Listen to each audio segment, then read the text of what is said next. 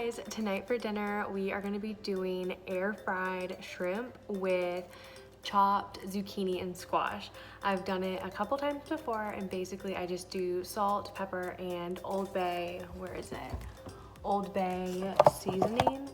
And so if you're not familiar with Old Bay, it is great on seafood, but also like if you're making homemade fries. Basically Old Bay is just celery salt, spices including red pepper, black pepper, and paprika. So I'm going to use some salt, pepper, Old Bay, and extra paprika, and just spray my shrimp and vegetables and then put it in the air fryer.